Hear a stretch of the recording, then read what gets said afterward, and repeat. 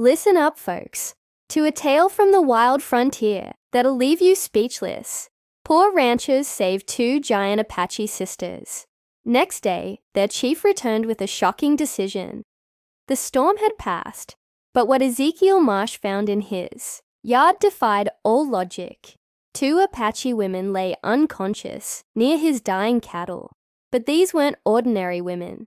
They were giants among their people, each standing taller than most men when upright. The shorter one still towered over 6 feet, her powerful frame built for warfare and survival. The taller one was massive, nearly 7 feet of solid muscle and bone, her shoulders broader than any settler Ezekiel had ever seen. Hold on tight, because this story's about to take a twist you won't see coming. Apache women this size were legends whispered around frontier fires, warrior daughters of chiefs, trained from birth to fight like men, but carrying the sacred responsibility of continuing bloodlines. They never traveled alone. They never appeared on failing ranches without entire war parties following behind. The giant women wore intricate beadwork that marked them as highborn, their jewelry worth more than Ezekiel's entire property. Blood seeped through the shorter one's torn clothing, while the taller one's breathing came in labored gasps. Both had taken serious injuries, fleeing from something or someone dangerous enough to separate them from their protection. Every survival instinct Ezekiel possessed screamed one truth: helping Apache meant death for settlers like him. That was the iron law of this unforgiving frontier. But when the massive woman's eyes opened and locked onto his, Ezekiel saw something that shattered every assumption he'd held about Apache warriors. Not fury or hatred, but desperate human fear. The same terror he'd felt watching his ranch slowly die. Knowing he was powerless to stop it, she tried to speak, her voice deep and strong, despite her injuries, but managed only a whisper in her native tongue before consciousness faded again. Get ready for a decision that'll change everything. Standing over two fallen giants who could crush him with their bare hands, Ezekiel realized that what he did in the next few minutes would either mark him as the biggest fool on the frontier or reveal a strength he never knew he possessed. The choice that would change everything came down to 3 minutes and 2 dying giants. Ezekiel knelt beside the unconscious Apache women, his hands trembling as he assessed their injuries. Even lying down, their size was intimidating. The shorter one's frame stretched nearly 6.5 feet, her muscled arms thicker than most men's legs. The taller one was a true giant, probably close to 7 feet tall, her broad shoulders spanning wider than Ezekiel's doorway. Both carried the lean muscle of trained warriors, their bodies built for combat and survival in harsh frontier conditions. The shorter giant had taken something sharp to her ribs, maybe a branch, maybe something worse.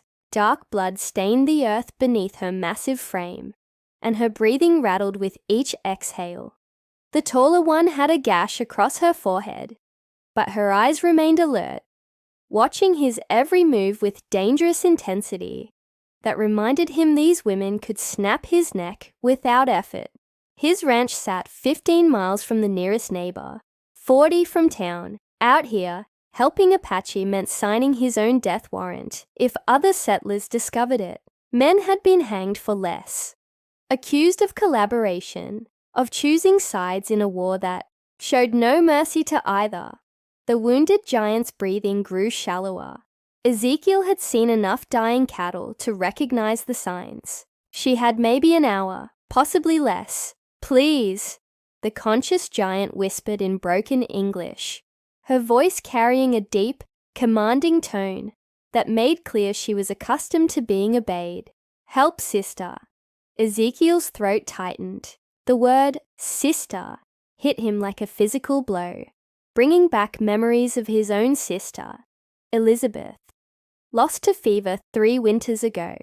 But looking at these two massive women, he realized they represented something far more dangerous than family. Loyalty. They were Apache royalty, warrior daughters, whose disappearance would bring entire war parties hunting for answers. Thunder rumbled in the distance. Another storm approaching fast, and 2 giants would die in his yard if he did nothing. His neighbors would find the bodies eventually, probably assume he'd killed them defending his property. That story would protect him, maybe even earn him respect in town. But as he stared into the conscious woman's face, high cheekbones, weathered by wind, dark eyes that held no pleading, only resigned acceptance, Ezekiel felt something crack inside his chest. This wasn't about Apache or settlers. This was about 2 human beings bleeding out in front of him while he calculated the cost of his soul. "Damn it," he muttered, sliding his arms under the wounded giant's shoulders. She was impossibly heavy, solid muscle beneath torn fabric, her unconscious body weighing more than a full-grown steer. The conscious giant struggled to her feet, swaying but determined to help carry her sister, her own imposing height making Ezekiel feel like a child beside her. Together, they maneuvered toward his cabin. Each step felt like walking toward a cliff, the wounded woman's weight nearly crushing him, despite the healthy giant's assistance. Behind them, the wind picked up, bringing the scent of rain and something else, dust clouds that might mean riders approaching from the southern ridge.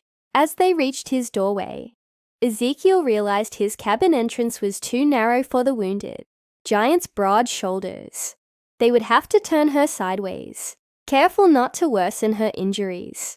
"They come," the conscious giant whispered, her grip tightening on her sister's legs as she looked toward the horizon. Soon, the riders appeared on the ridge, like wolves hunting wounded prey. Ezekiel pressed his back against the cabin wall, peering through a crack in his shutters.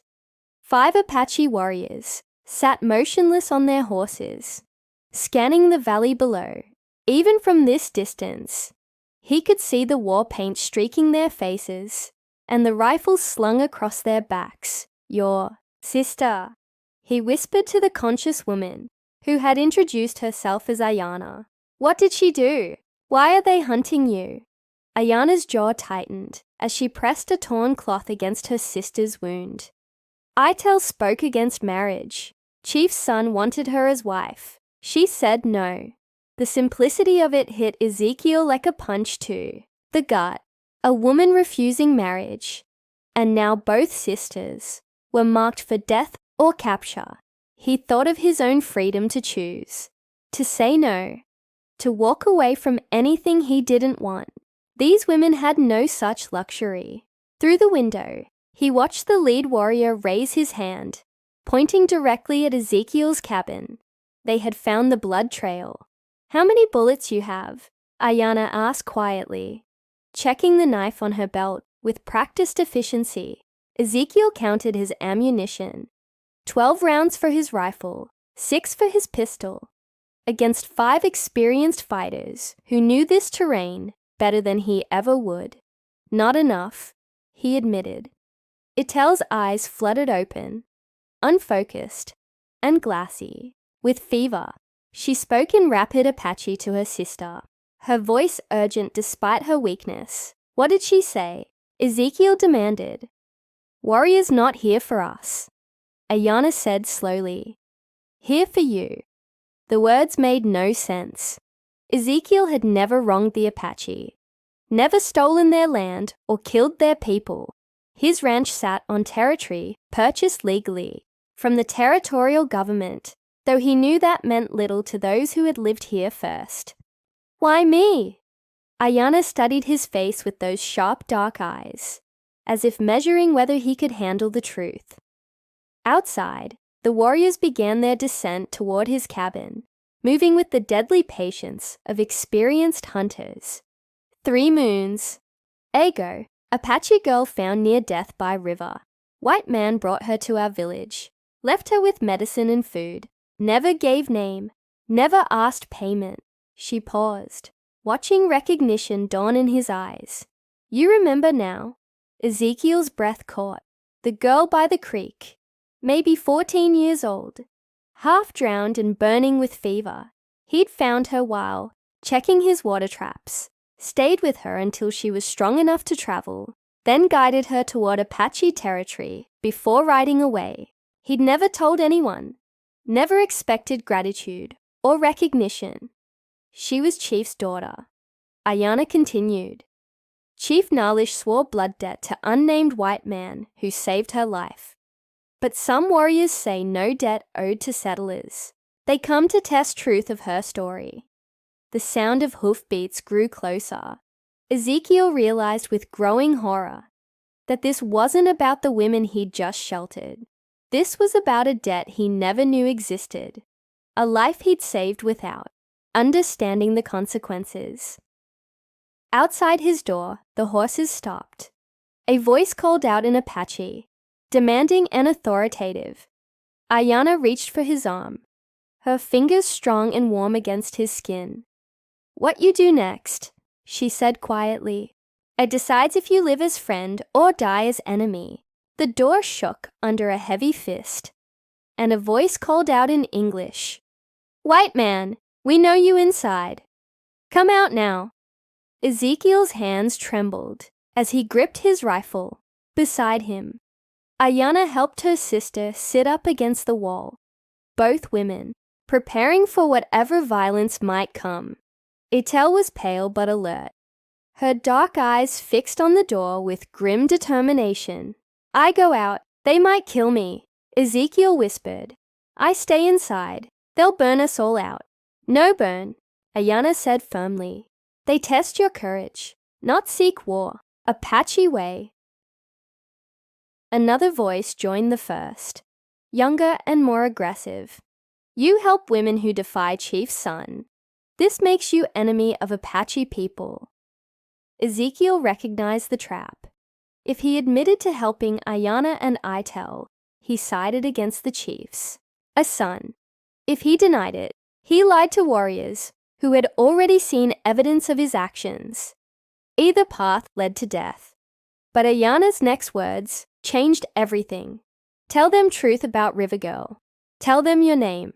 She was asking him to claim the blood debt, to identify himself as the man who had saved the chief's daughter.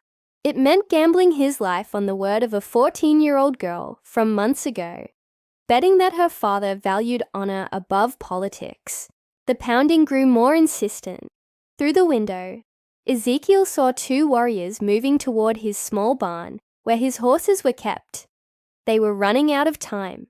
My name is Ezekiel Marsh, he called through the door, his voice carrying farther than he expected. 3 moons ago, I pulled Chief Nalish's daughter from the creek waters and brought her home safely. Silence fell outside. Even the wind seemed to hold its breath. When the voice came again, it was different, older, more measured. Show yourself, Ezekiel Marsh. Bring the women. Ayanna nodded to him, then helped her sister to her feet. Etel swayed but stayed upright, her hand pressed against her bandaged ribs. Together, the 3 of them approached the door. Ezekiel lifted the wooden bars and pulled the door open. 5 Apache warriors sat their horses in his yard, war paint sharp, across their faces. But now he could see something else in their expressions. Uncertainty. Maybe even respect. The leader, a man with grey threading through his black hair, studied Ezekiel with intense curiosity. You are smaller than daughter described, the warrior said. She said white man was giant who fought river spirits. Despite everything, Ezekiel almost smiled. Children always made stories larger than life. I'm just a rancher. Found her caught in fallen branches. Helped her get free. The leader's gaze shifted to Ayanna and Etel. These women brought shame to Chief's son. Why do you help them? The question hung in the air like smoke. Ezekiel felt the weight of 3 lives balancing on his next words. Around him, the other warriors waited, hands resting on their weapons. Because they needed help, he said simply. Same reason I helped your chief's daughter. The gray-haired warrior studied him for a long moment, then turned his horse toward the others. They spoke in rapid Apache, their voices low but urgent. When they finished, the leader looked back at Ezekiel with something that might have been approval. Chief Nailish comes at sunrise, he announced. He will decide if blood debt covers women's defiance. You will wait. The longest night of Ezekiel's life stretched ahead like a death sentence waiting for dawn. After the warriors disappeared into the darkness, he helped Ayana change her sister's bandages by lamplight. Etel's wound had stopped bleeding, but infection remained a real threat. The torn flesh along her ribs looked angry and swollen, though she never complained. Will he kill me? Ezekiel asked quietly, watching Ayana work with practiced hands. You're Chief Nailish's fair man, she replied, not meeting his eyes. But his son has many friends among warriors. They say marriage to Etel would bring peace between clans. She paused, testing the tightness of a knot. Peace worth more than one white man's life. The brutal honesty hit harder than any threat. Ezekiel understood politics. He'd seen how quickly alliances shifted when survival was at stake. His death might be the price of tribal harmony. Why did she refuse? He asked, nodding toward Etel, who dozed fitfully against the cabin wall. Ayana's expression hardened. Chief's son took 3 wives already, beat 2 until they lost babies. Etel saw what happens to women who cannot say no. She met his eyes directly. Some things worse than death. They worked in silence after that, the weight of morning pressing down like storm clouds. Outside, coyotes called across the valley, their voices sharp with hunger. Ezekiel found himself counting the hours, wondering if he'd live to hear them again. Near midnight, Etel stirred awake, her fever finally breaking. She spoke softly to her sister in Apache, then turned to Ezekiel with clear, intelligent eyes. Thank you, she said in careful English, for helping when help brings danger. Anyone would have done the same, Ezekiel replied. Both women exchanged a look that suggested otherwise. White men help Apache before, Etel continued slowly, but never risk life for women who bring trouble. You different. Ayana stood, moving to the window to check the horizon. Different. Maybe why you still alive when Chief comes. Maybe why he listened to daughter's words about rivermen. Or maybe why he kills me quick instead of slow. Ezekiel said, trying for humor, but hearing the fear in his own voice. Ayana turned back to him, and in the lamplight, he caught something in her expression that made his breath catch. Not pity or gratitude, but recognition, as if she saw something in him that he didn't see in himself. Etel and I, we watch you tonight. Watch how you move, how you think, how you choose. She stepped closer, close enough that he could smell sage in her hair and see the strength in her dark eyes. You not like other white men we know. The observation hung between them, heavy with possibility and danger. Ezekiel felt heat rise in his chest, an attraction he had no right to feel with death approaching at sunrise. A sound outside made them all freeze, horses moving slow and steady through the darkness. Too early for the chief, but too late for friendly visitors. Ayana pressed against the window, her body tense as a drawn bowstring. 3 riders, not Apache. Her voice dropped to an urgent whisper. White men with badges. Ezekiel's stomach turned to ice. If settlers had discovered Apache women in his cabin, morning's confrontation with Chief Nailish would be the least of his worries. Outside, a familiar voice called through the night. Marsh, we know you're in there. Come out slow, hands where we can see them. Deputy Marshal William Kane stepped into the lamplight, his badge catching the glow like a warning behind. Him, two other lawmen spread out across Ezekiel's yard, their hands resting on their gun belts with practiced ease. "Marsh, we got reports of Apache in this area," Kane announced, his voice carrying the authority of federal law. "Tracking party says they headed this direction after attacking the Morrison place." Ezekiel's blood went cold. If the Morrison ranch had been hit, settlers would be screaming for Apache blood. Any Apache found would be shot on sight, no questions asked. Behind him, he sensed Ayanna's massive frame, tensing in the doorway. Nearly 7 feet of trained warrior, ready to fight if necessary. Even wounded, she was more dangerous than all 3 lawmen combined. Etel remained motionless against the wall, but her giant form coiled with barely contained power, despite her injuries. "Haven't seen any Apache," Ezekiel said, stepping outside and pulling the door closed behind him. His body felt small and inadequate, blocking the entrance. Knowing that 2 women, each capable of crushing these men with their bare hands, waited inside, Kane studied him with suspicious eyes. "That's so. Because there's blood on your porch, Marsh. Fresh blood, and a lot of it." He gestured to one of his men, who immediately began examining the dark stains in the dirt. "Cut myself chopping wood," Ezekiel lied smoothly. "Axe slipped on wet wood, caught my arm." "Show me the cut," Kane demanded. Ezekiel's mind raced. He could fake an injury, maybe use his knife to create a fresh wound. But Kane was no fool.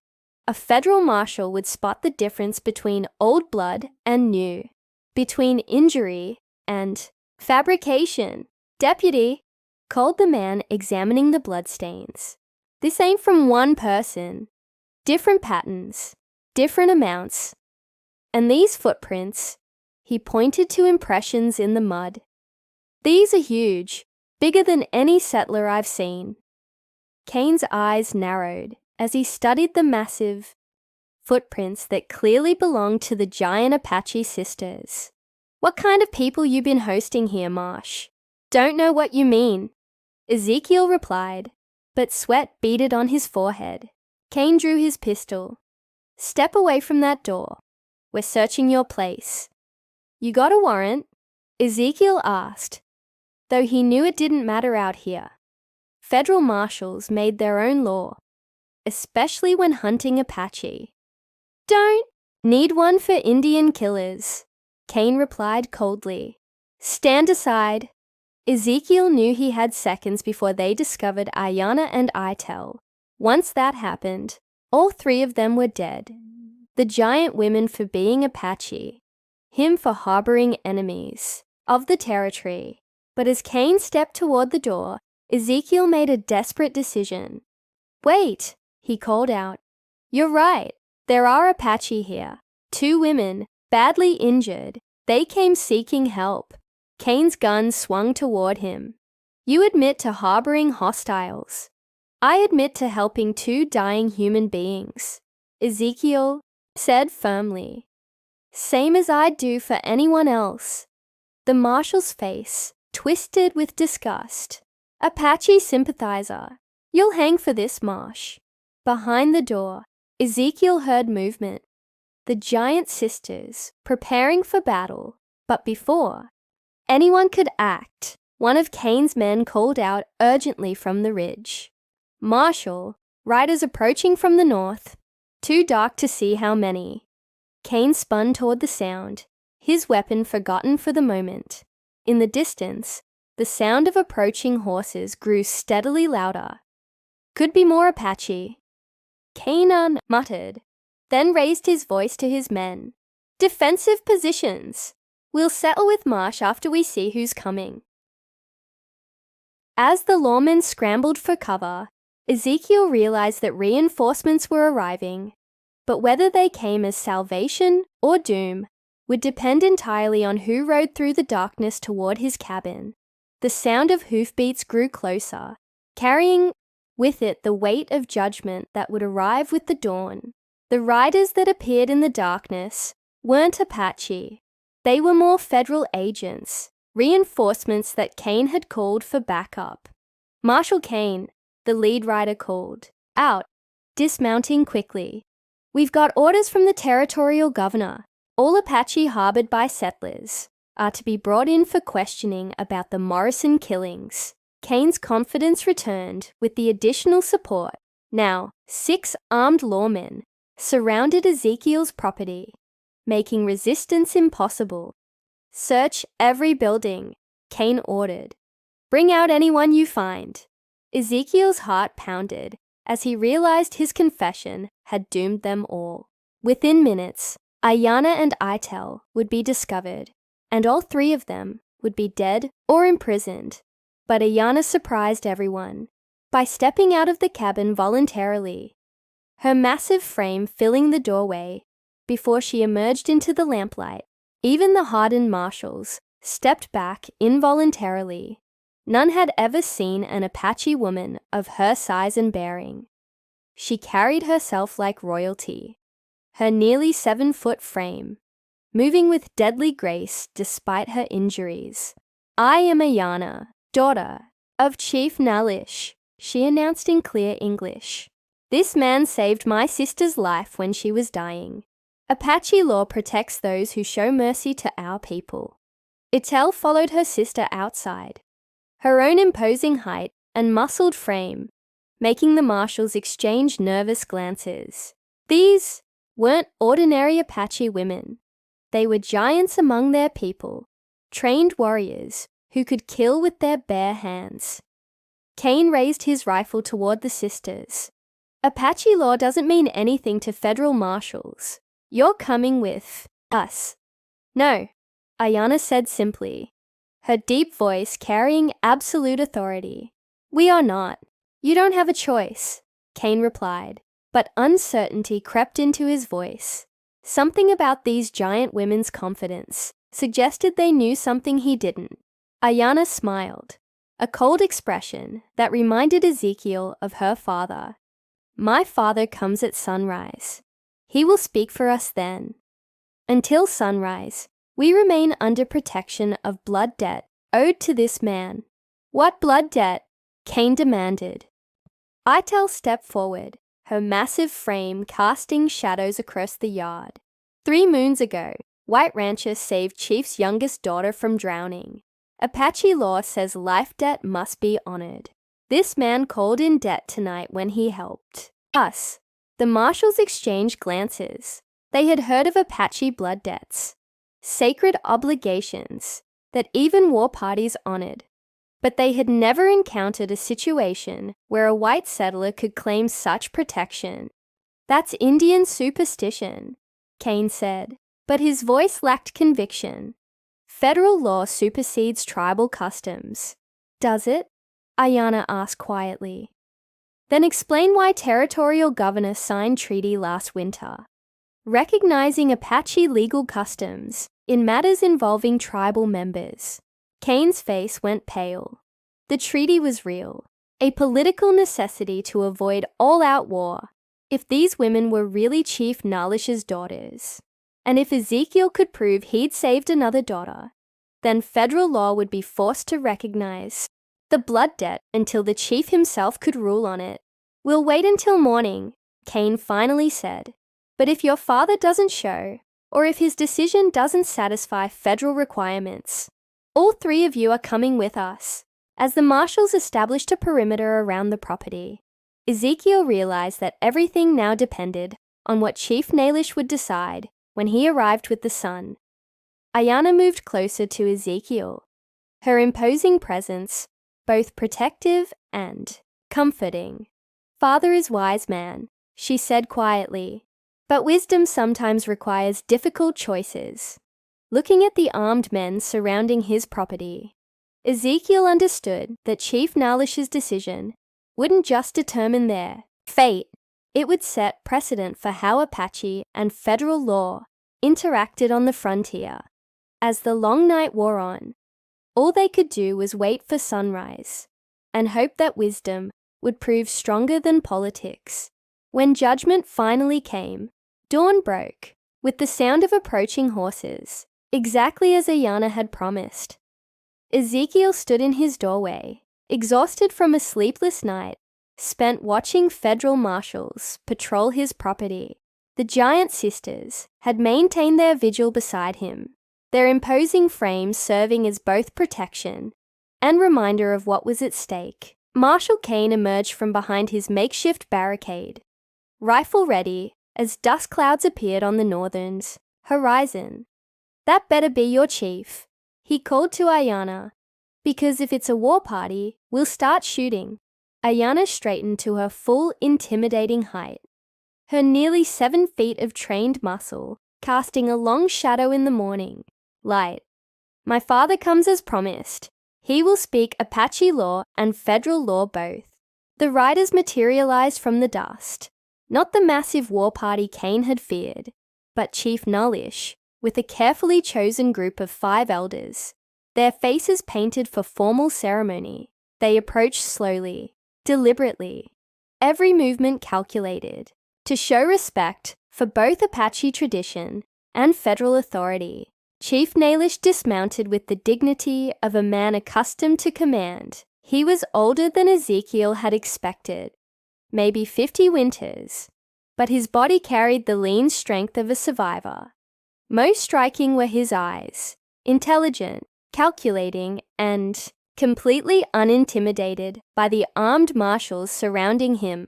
"Marshal Kane," the chief said in perfect English, somehow knowing the lawman's name, "you hold my daughters as prisoners. This creates problem between our peoples." Kane stepped forward, his badge catching the morning sunlight. "Your daughters murdered settlers at the Morrison place. They're wanted for questioning under federal law. Morrison tried to force himself on my daughters." Chief Nalish replied with dangerous calm. "They defended their honor. Apache law justifies their actions. Federal treaty recognizes Apache law in matters involving tribal members." The legal chess match had begun. Ezekiel watched as 2 experienced negotiators circled each other with words instead of weapons, each seeking advantage through law rather than force. "Even if that's true," Kane said, "harboring fugitives is a federal crime. This rancher broke the law helping them." Chief Nalish turned his attention to Ezekiel, studying him with intense focus. "You are Ezekiel Marsh.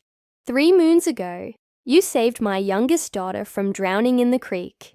"Yes, sir," Ezekiel managed, feeling the weight of everyone's attention. "For this, Apache law says I owe you blood debt. Life for life." The chief's voice carried across the yard with absolute authority. "But you also saved 2 more of my daughters when they were dying. This makes debt very complicated." Ayanna stepped closer to Ezekiel, her massive frame both protective and supportive. "Chief," she said formally, "this man risked everything to help us. He is worthy of Apache respect." Chief Nalish nodded slowly, then reached into his saddlebag and withdrew something that made everyone go still. A necklace of carved bone and silver, the kind worn only by Apache family members of the highest rank. 3 lives saved creates obligation beyond simple blood debt, the chief announced, his words carrying the weight of tribal law. "Ezekiel Marsh, you have proven yourself worthy of adoption into Apache family. You become my son, through deed and honor." Kane's rifle trembled in his hands. "You can't just declare American territory as Indian land. Federal government recognizes treaty rights," Chief Nalish interrupted smoothly. "Treaty says Apache can adopt members, claim family lands. Your own law protects adopted Apache family members from persecution." The brilliance of the decision struck Ezekiel like lightning. In one move, the chief had solved every problem. Protection for his daughters, legal immunity for Ezekiel, and a way to claim valuable ranch land under federal treaty law. "Ezekiel Marsh," Chief Nalish continued, "do you accept adoption? Do you take my daughters as your sisters, my people as your people?" looking at Ayanna and Itel, two giant warriors who had trusted him with their lives. Ezekiel realized this was more than legal protection. It was transformation, belonging, and the chance to bridge two worlds that had only known war. "I accept," he said clearly. Chief Nalish stepped forward and placed the necklace around Ezekiel's neck. The weight of it felt like chains and freedom combined. Cain holstered his weapon with obvious frustration, knowing he had been outmaneuvered completely. "This isn't over. There will be federal investigations." "Let them come," Chief Nalish said with quiet confidence. "Apache, law is clear. Federal treaty honors Apache law. My son and daughters are under tribal protection now." But as the chief prepared to leave with his elders, he turned back to Ezekiel with something that might have been amusement in his ancient eyes. "Son," he said quietly, "tomorrow I return with different decision. Tonight, think carefully about what adoption truly means." The next day, Chief Nalish returned with the decision that would change everything forever. Ezekiel stood in his yard, still wearing the adoption necklace that had made him Apache family, still uncertain what the chief's cryptic words about a different decision had meant. Beside him, Ayanna towered in all her 7-foot glory, her massive frame casting shadows across the ground as she watched her father approach with a small group of elders. The months following his adoption had been a revelation. His failing ranch had transformed into a thriving trading post, where Apache families came to exchange goods with white settlers under federal treaty protection. The giant sisters had proven invaluable. Itel's imposing presence and sharp mind for business made negotiations smooth and profitable, while Ayanna's incredible strength helped with construction and heavy labor that would have taken Ezekiel weeks to complete alone. But success came with complications he hadn't anticipated. Every day spent working alongside Ayanna, watching her move with deadly grace, despite her towering size, feeling the quiet intelligence behind her dark eyes, had made his feelings for her impossible to ignore. She was his sister by Apache law. Now, protected by rules that carried death sentences for violation, you struggle with adoption. Itel had observed the day before, her own 6.5-foot frame, making even ordinary conversations feel momentous. Apache law protects family, but some protections become prisons. Now, as Chief Nalish dismounted with ceremonial dignity, Ezekiel wondered if the older man had somehow sensed the impossible situation he'd created. "My son," the chief began, his voice carrying the weight of final judgment, "you have honored adoption well. Apache people see your worth, your protection of those who needed shelter." He paused, studying Ezekiel's expression. "But I am old man, and old men sometimes solve one problem while creating another." Ezekiel felt his heart race as the chief's calculating gaze moved between him and Ayanna. "When I made you brother to my daughters," Chief Nalish continued, "I solved problem of law, but I created problem of heart." He gestured to the giant woman standing beside Ezekiel. "Ayanna is warrior, trained to fight and lead, but she is also woman who chooses her own path.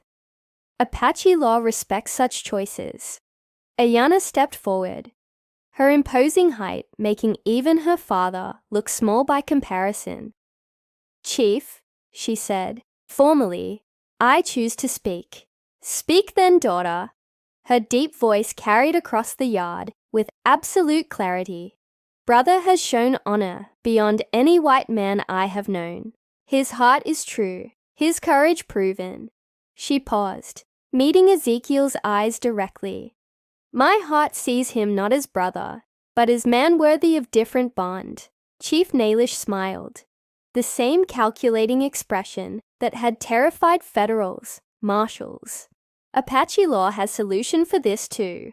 Brother who proves himself worthy can be released from family bond by chief's word if other family agrees. He turned to Itel. Younger daughter, what say you? Tel's massive frame straightened to its full impressive height. I release Ezekiel Marsh from Brotherhood. He has earned right to choose his own path. She grinned, her smile transforming her imposing features. And sister has waited long enough for happiness. Then I speak final decision. Chief Nailish announced, his voice echoing with authority.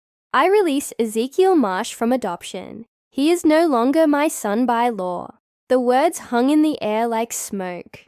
But if he chooses, he can become my son by marriage, if my giant daughter agrees to have him. The ceremony that followed was unlike anything the frontier had ever seen. Apache traditions blended with territorial law, creating a marriage that was legal in both worlds. Federal authorities, still smarting from their earlier legal defeat, could only watch as Ezekiel married into one of the most powerful Apache families in the territory. Itel served as witness, her laughter ringing across the valley as she watched her sister's joy.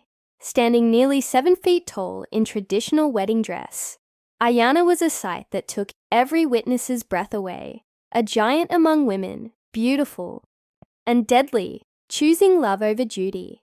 The trading post prospered beyond all expectations. The unusual sight of 2 giant Apache sisters working alongside their new brother-in-law became legend across the territory. Settlers came from hundreds of miles away just to see the women who stood taller than most men and could outwork any 3 ordinary people. Federal investigations ceased entirely when Washington realized the political value of a peaceful trading relationship. The small ranch that had once meant failure became the foundation of a new kind of frontier community where size meant respect and strength served peace. Chief Nailish's truly shocking decision had been revealed. Not just adopting a white settler, but orchestrating an intricate legal chess game that freed his daughter to marry for love while maintaining tribal honor and federal protection. 6 months later, as Ezekiel watched his towering wife direct construction of their expanded home, he realized that some of life's greatest blessings come disguised as impossible complications. The giant Apache sisters had brought him not just love and prosperity, but a place in a world larger than any he had imagined possible. If you enjoyed this incredible story from Narrative Sphere, click the video on your screen now to watch another unforgettable tale from the frontier, where courage and destiny collide in ways you never expected. Don't forget to subscribe to Narrative Sphere and consider a super chat to help us keep bringing you more stories like these. Your support means everything to us.